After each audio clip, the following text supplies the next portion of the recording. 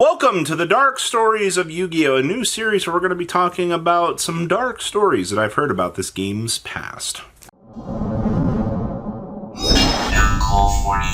This story is for entertainment purposes only. I have no way of verifying if the contents of this story are real or not. I'm also really old now, and crucial details could have been lost in the passing of time. Enjoy this story for what it's worth. And make sure you guys smash the crap out of that subscribe button so you guys don't miss out on more awesome content. Yes, we're going to be telling stories about the game's past. Now, like the disclaimer said at the beginning here, I don't have all of the details to these stories, nor do I have the original sources for these. A lot of these stories are a lot of things that have been passed down, or you'll just randomly read about on social media in like a gripe post or something. And it's just one of those things that, you know, this is for entertainment purposes only, so let's enjoy this. So, Minerva is the YCS prize card for this time. You know, we've had, I don't know how many that was talked about for this, but let's use an example of 40 Minervas are in circulation.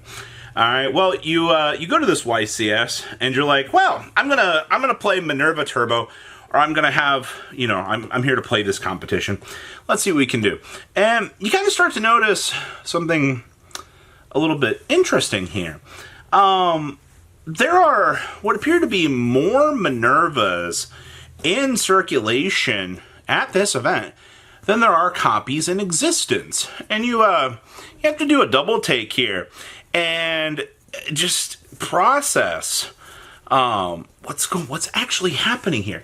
Why? There's been enough events for 40 Minervas. Once again, 40 Minervas is, you know, a very subjective term here. There could have been more. I think there was more. And you're seeing 60 people playing this prize card. Huh. Doesn't that kind of raise some eyebrows?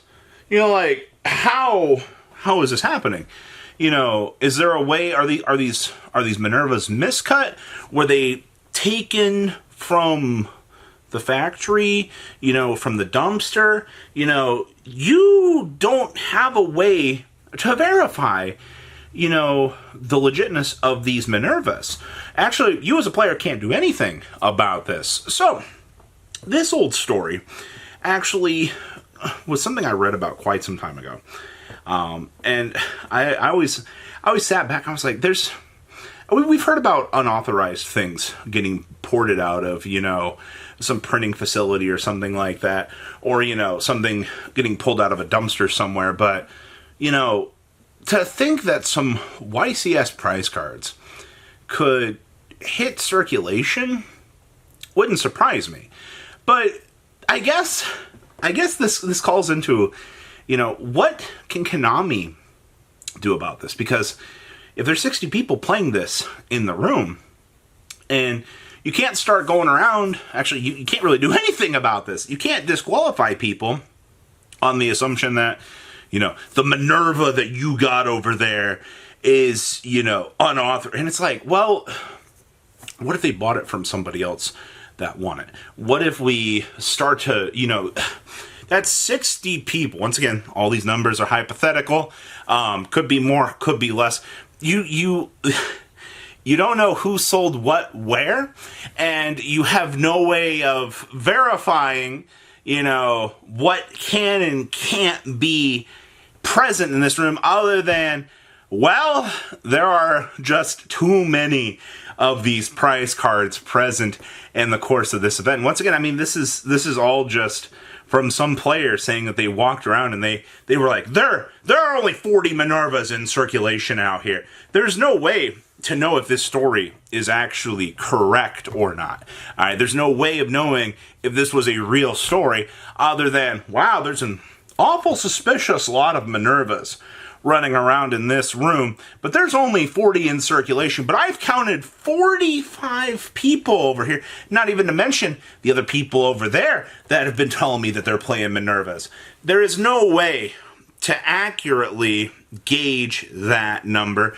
And there's also to say, you know, what if some of the higher up judges, Konami employees, had these cards that were given to them by the company, you never truly have a scope of what's truly available to the player base because of what goes on behind the invisible curtain. So, I find this story to be very interesting because it seems like it could be so realistic.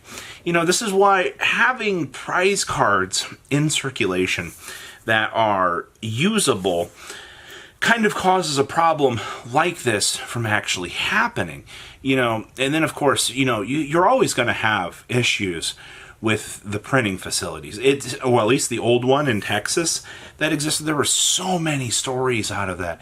And then, you know, whatever the printing facility out of the EU was, we've had so many issues and things come out of that this does not surprise me if this was actually a recorded event that actually was real. Now, does any of this matter? No, it doesn't. The event has long since come and gone.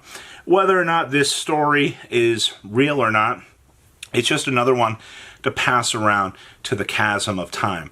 But does this really, I mean, this does kind of question, you know, some of the integrity of how people get some of the things that they actually get.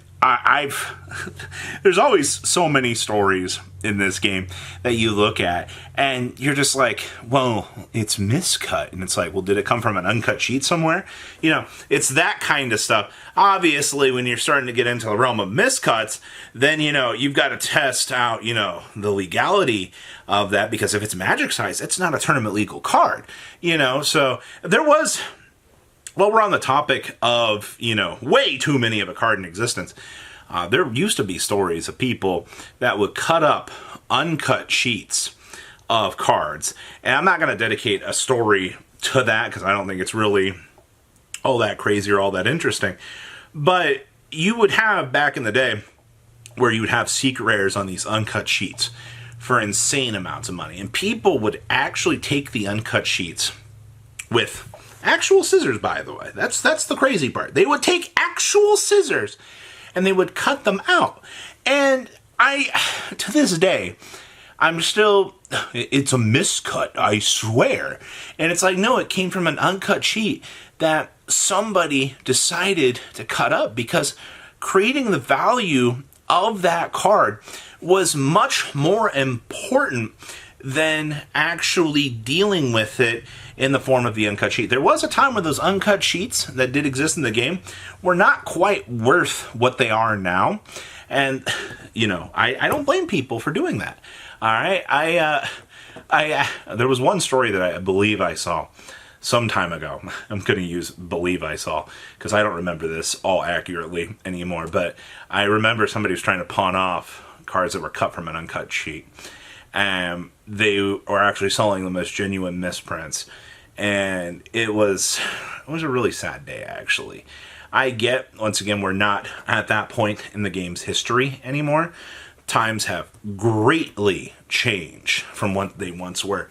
But I do want to point that out. You know, this could be the same sort of thing that could have actually happened for this. You know, people out here somehow acquired a sheet and we're going snip, snip, snip. You know, they're creating these extra copies as per usual. So, I don't know. But what do you think about, you know, there really isn't anything that you as a company can do if this was actually a real event that happened over the course of time. Like, I don't see a valid solution to this other than you toss it underneath the table and you call it a day.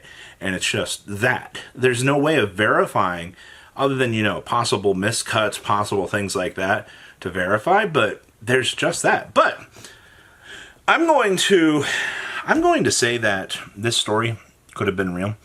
But once again, with all of these stories that we're going to be telling on this channel, there's no way to know if they're real or not. They're strictly for entertainment purposes, just as that. So, do you think there could have ever been a case of too many prize cards present at a competitive event, and that, you know, competitively viable prize cards sway the competition in such unfair ways that quite possibly could bring a ill advantage to the game? And that's why we don't see those prize cards being all that useful anymore. Isn't that kind of interesting to think about out here?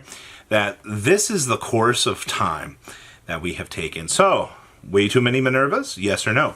Leave a comment down below, tell me what you guys think, and I hope you guys enjoyed this story of Dark Yu-Gi-Oh! Patrons! Thank you!